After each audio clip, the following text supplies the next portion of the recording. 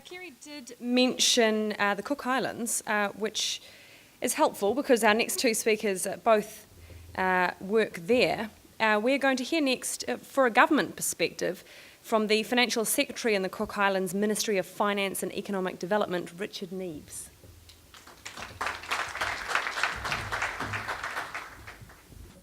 The start of the show this morning said that we should get to the point. So I'll start with the end point and then I'll get into a lovely narrative following on from that. The Cook Islands essentially, in 20 words, requires a modern back-end financial payment system to drive economic growth and deliver higher standards of living. Hope you all can help. That's it. I'm getting to the point. Now we can get into the self-deprecating humour that Australians always love to offer when they're over here across the Tasman, but I think I'll leave that. It's been a very good morning for me because what it's demonstrated to me is, as my previous two colleagues have demonstrated, is that productivity essentially needs to drive through an economy, and as the rest of the world advances, the Cook Islands also needs to advance as well. But if we look at the demographics of the room today, we probably forget what happened in the early 80s, and it's probably a crux of where the Cook Islands is at now. And hopefully, if the technology plays, we'll just watch this little video. So why don't you come right in? Come on. So come right in and let the whales play a part in your life. The next move to change Australia by opening it to the world was just as big a shock. This was the introduction of foreign banks to add competition to the financial sector.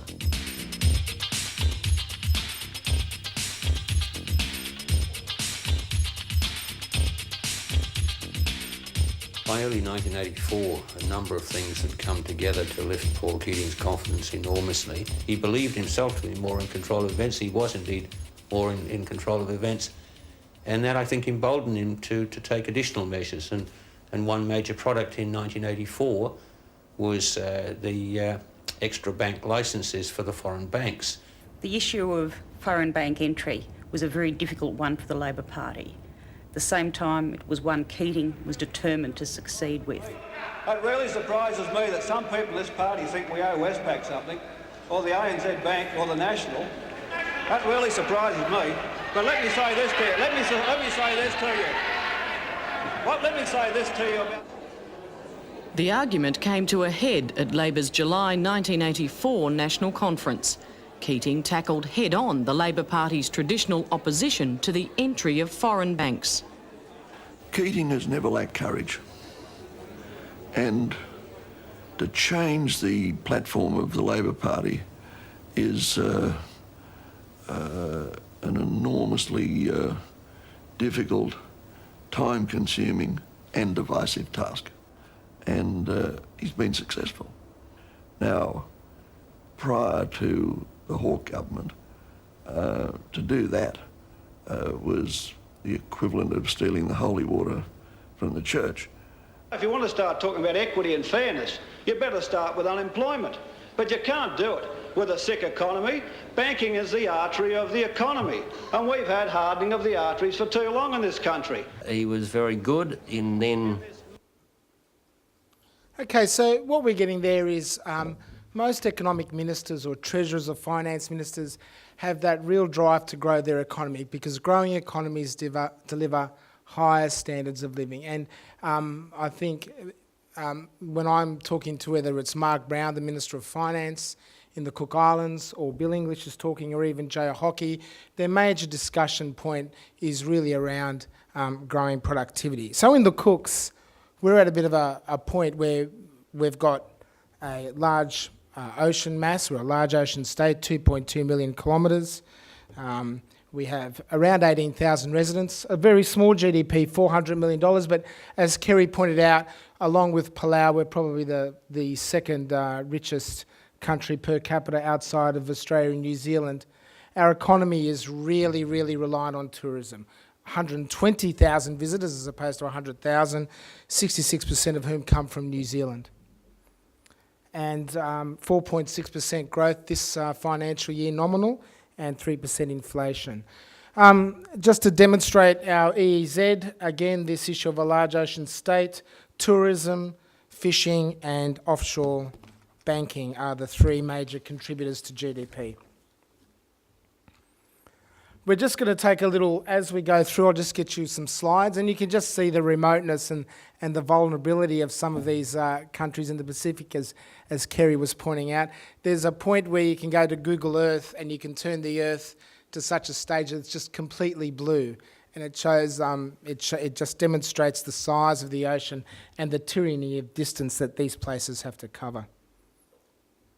And so, as Paul Keating, the treasurer then in the 80s, pointed out, that banking is the arteries of the economy, and in the Cook Islands, I akin that to the payment system, which I think is the arteries are very hardened at the moment, and there needs a shift. It really needs a shift. I believe that it's really, personally, the next massive productivity change that we need to make in the Cook Islands. We're in the northern group. We're travelling from the very northwest, the island of Penryn that the Americans used to use as an airbase during the war, and now we're going over to Meitakki, the island that produces black pearls. And so what are the needs of a sovereign nation? They don't differ very much. I guess it's just in terms of timing and when these things happen. It's essentially about whether you're a supersize economy or whether you're a microeconomy like the Cook Islands. You really need to try and drive productivity to keep up with the others and to deliver a stronger economy. Over to Rarotonga, just off the coast of Meitakki. Used to have a runway there on the left-hand side, and then it got washed out by a big cyclone. But they catch lots of tuna there too. And so all these countries are going through their own payments type reforms. We see them in the United States. We also see them in Australia and New Zealand. The Cook Islands did a banking review when I first got there, probably about 3 years ago. And I got a gentleman that may be well known to all of you, a gentleman by the name of Sam Knowles. Oh, now we're drifting over to the most eastern of the northern group of the Cook Islands, Puka Puka. And what I asked Sam to do was to look at our banking system and just to give us some hints. And intertwined there, I've just looked at what Bill English was talking about to the IMF Board of Governors just a few days ago about continuing the focus on lifting productivity. And so Sam spent a couple of weeks and some desktop work back in New Zealand, and he came back with a lot of recommendations for us about the way to go forward. We did have a significant non-performing loan problem, but we also had a problem with the way our banks administered themselves. Now we've shifted down to the southern group of the Cook Islands, to the island of Mitiaro, which will have a by-election tomorrow that will probably determine government in the Cook Islands, so we're watching that one very closely. And I think that Sam had this in the back of his mind. This came out of a World Bank report probably about 10 years ago, and it's still quite relevant. And that is that it just shows you in very simple terms, a weak payment system may severely drag on the stability and developmental capacity of an economy. I think that the payment system that we currently have in the Cook Islands is severely dragging us from moving forward. Onto the island of Meitakki. And so the Cook Islands is undertaking quite a few transactions now. And this graph, the blue essentially shows our merchandise trade. So that's imports versus exports. That's the balance. And then orange is essentially the balance on the services side. So even though we import a lot of goods, mostly from New Zealand, we of course sell services. And the remarkable thing is the Ministry of Finance is responsible for the currency in the Cook Islands, and I don't import one single note from New Zealand. I import coins. I buy coins from the Reserve Bank of New Zealand and then sell them on to the banks, and we have what's called negative seigniorage. We lose money on that, but for some miraculous reason, the tourists all bring in the cash. And in fact, the banks export the cash out for security reasons because we don't have a central bank. So bizarrely enough, when we have weak statistical collection on our external position, but when Standard & Poor's come in and we have a chat about how things are going, well, It all seems to be right. It seems to work in a bizarre sort of way. I got some data out from our FSC, that's the Financial Supervisory Commission. They, of course, monitor the number of transactions that go out of the Cook Islands that are greater than $10,000. And you can see that the inward flows and the outward flows have been steadily growing, particularly the outward ones in the last 3 years, and will almost hit 5,000. Now, that may not seem a lot in the Cook Islands context, in the New Zealand context, but they are significant numbers, and I'll explain why. We are in a very competitive market, in the competitive market for tourists, and we compete against the likes of Fiji, the Gold Coast, Bali, Hawaii.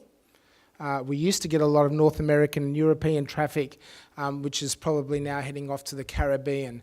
So anything that, and we are a high-cost economy. Our labour costs are higher than a lot of other countries. So we really do have to drive productivities where we can, and we compete. And businesses are, always come to the Ministry of Finance complaining about one thing or another, and you have to listen to them and sort of come to some sort of conclusion about where you can best put your efforts into helping them. Moving on to Mangaya. And so Sam had a look, and then he came back and said that you're in a really bizarre place. Everyone expects you to operate pretty much like New Zealand or Australia, but your administrative systems are developing world systems, a bit like the swipe machine that we had. A lot of our businessmen or entrepreneurs come from New Zealand and Australia, and they expect to get the same sort of banking services that they would find in those countries, but then they get there and they're surprised that they don't. And you'll soon see why. Aitutaki, probably one of the most beautiful parts of the world, the second most populated island in the Cooks. This was a rather irritating email that I had probably about 3 months ago, where I've tried to push the Ministry of Finance into electronic payments. And someone came to me and said, "Oh, Richard, you need to sign a cheque for this particular urgent payment." And when I said to the person, "Well, hang on a tick, why can't we just do this electronically?" And she quite rashly pointed out, "Well, it costs us more." So this is exactly what came in the email. If we transfer it, it'll cost us $15. It's $10 for a bank cheque. It's $5 transfer fee electronically. But if you sign the cheque, it's only 35 cents. So the transaction prices that the banks are charging are actually not pushing us into a productive space where we should be. And yet, I ironically had one of the bank managers tell me the week before that there were too many public servants blocking up his branch with cheques that needed to be deposited and withdrawn. And it was nonsense. I flew that back into his email and said, "Well, explain this." Now off to the island of Artu. So, how does the payment system work in the Cook Islands? Let's pretend you're a businessman. We've got a range of very small businesses that have to transact mainly with New Zealand to quite large ones like airlines and large resorts. And let's pretend that you've got a Westpac bank account. So all your revenue from your domestic revenues comes into your Westpac bank account. For a reason that you'll soon find out is that you also have to open up an ANZ account and a Bank of the Cook Islands account, because the transaction fees between the domestic banks are incredibly high. They should be, I think they should be minute, but what are they, Vaney? What's a transaction cost now? $3, $4 what do we pay between Westpac and BCI and ANZ? Just to move money, $5. $5. So if I've got a supplier and I want them to pay me, they're going to save $5 if they've got an ANZ account. So everyone has accounts with all three banks to avoid this $5 domestic transaction fee. Extremely inefficient. And then, of course, you have to move money around between those accounts. so that you can satisfy your suppliers. And that's just domestically. Then, of course, you're going to have a bank here in New Zealand because a lot of your trade is in New Zealand. A lot of tourists buy their services here, make their bookings. Money probably flows into a New Zealand bank account. And then from that account, they satisfy their New Zealand suppliers. And, of course, there are foreign revenues that they receive, and they've got foreign exchange needs that they need to do. So you can see that this, for a small business, is a very complex arrangement to have. Now, what I would think would be the most perfect one is to have, well, I've got one bank account that I do all my transactions in, and then I go out and do my business with the rest of the world. Oh, and of course, the payment to non-New Zealand foreign suppliers. I've got 17 seconds left. Really, one of the issues is, how do we automate that back-end system? Because you go into the Cook Islands to use an FPOS machine, there's a Westpac terminal, and there's an ANZ terminal because they don't talk to each other. So a local wants to buy something and they've only got the ANZ card, and the supplier there doesn't have an ANZ terminal. Well, sorry, you can't use FPOS. So when you talk to the banks about this, the Cooks is a small place. We don't want to do the massive investment that's required, probably nearly $1.5 to $2 million in the sort of back-end switch. And so we're faced with the issue, well, how do we resolve that? And it wasn't until Kerry said, Neway's in the New Zealand payment system, why doesn't the Cooks try and join that? We use the same currency, we trade mostly with you. It just all makes quite perfect sense to me. We're a bit of a unique banking environment. We won't lose our sovereignty. The Europeans have a common platform, and I'd be encouraging our government to be moving down this road. And then we finally land in the main island of Rarotonga. And Meitakki Maata, thank you.